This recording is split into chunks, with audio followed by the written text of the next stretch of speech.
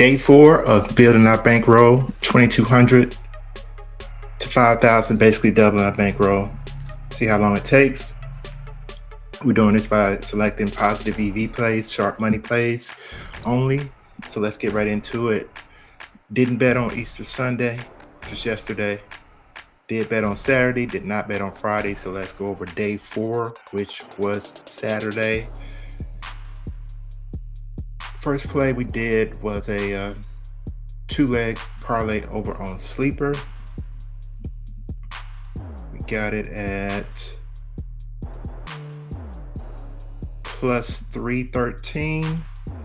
Luzardo over 15.5 outs. That was discounted from 17.5. So we definitely take it. I think I'm not sure what the max bet was. It was either 10 or 20 parlays now for what I do on the bankroll. It's either going to be $10 or $11, and I think this was $11, so probably the max was 20. But we hit that one. We took that with one of the Illinois basketball players under 3.5 points. We hit that for a payout of $31.30. Second play we did was Keaton Wagler under 4.5 assists. Again, this is coming from that Illinois game that was going on between Illinois and Connecticut. A lot of good lines came out right before game time. I say before game, right before game time. You had some interesting player props to come out, and we jumped on them. So again, it was Wagler. We had him at under 4.5 assists. As you can see, he only got 2. So we hit that one pretty safely. Sharp money numbers were good. Everything matched up. We probably only put it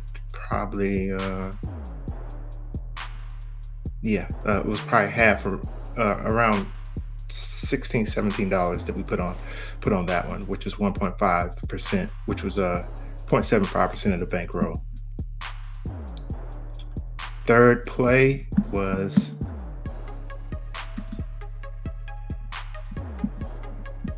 from the Illinois game again, Connecticut.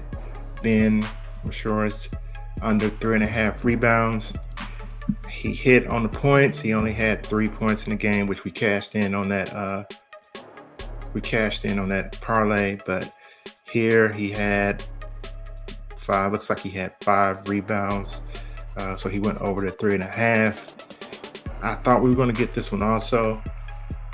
He wasn't playing well, and again, he's their 3-point specialist, but he just doesn't get to shoot the ball that much, and he doesn't play very good defense. But at the end of the first half, he made a huge defensive play, and that's probably why coach left him in there. He got 5 rebounds.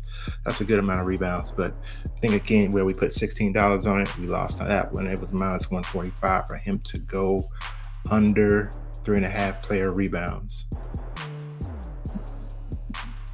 Next player we're looking at is going to be Jake Davis.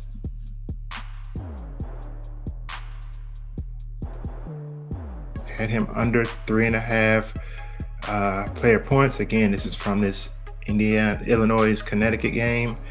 He only had 2. I think we put just probably 0.5% of our bankroll on that, so it paid out $10.67. Again, that Connecticut game, Illinois game, a lot of good props came out right before game time. We're going to look at that more at other games right before game time, but before this game, you had some very interesting, favorable, positive EV, and sharp money props come out before this game.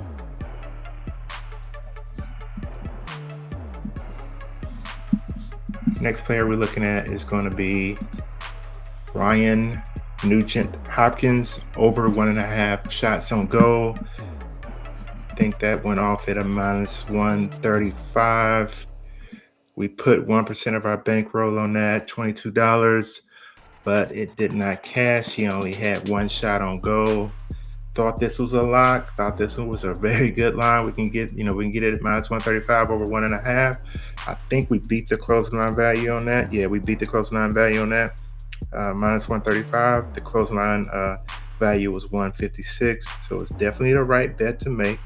It just didn't come through. Sometimes the bets do not come through. Didn't watch the game. Can't tell you how many minutes he played. Can't tell you the situation of the game. We just bet on the numbers. We bet on where we have the edge. But we lost this one. We'll take that. Next bet we did was Nikola Jokic versus under 11.5 assists, -145 versus the Spurs, which should be a tough game for him, right? But he had a good day. This game went into overtime. So once it went into overtime, I pretty much knew we were done when it came to this bet. He had 13 player assists. Great game. I mean, he showed he's the best player on the court that day. Probably still one of the top 3 players in the league.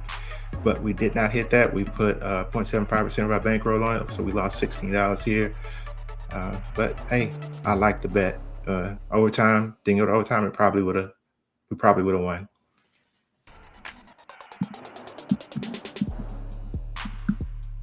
Next bet is Brian Lockridge under 1.5 hits, runs, RBIs, -135.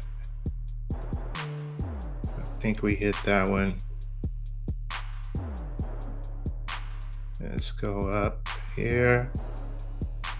Yep, we hit that one. He only had 1 player hit, run, RBIs. We put 0.75% of our bankroll on it. We won 16.30. -135 was not the line we got over on Bovada. It was a strong indication that he was going to go under. Looking at it before the game, as you can see, the sharp money 948. That's a good number. I look for numbers above 500, but you may see me bet when it's less than 500, like I did here on the Joker 477. But it filled my criteria for me to make that bet, and it came through. He went under 1.5 player hits, runs, and RBIs. So we had 7 bets on that day. We went up a total of $16 in the bankroll, and our current balance is $23.27. So 4 days doing a challenge, 4 days of profit. We're going to keep it going. I expect ups and downs, but we're on a up right now. We're going to ride it out and try to make the smartest plays possible. Some days I may not make a bet, like I didn't on Easter Sunday and like I didn't on the Friday. That means I didn't have time to do the research to get these picks out. But we're going to keep it moving. Today's Monday. I think we have the NCAA men's final game tonight. We'll see what we can find in that. We may just try to hit it close to game time and see what comes out, and whatever else we can find. See you guys on the next video.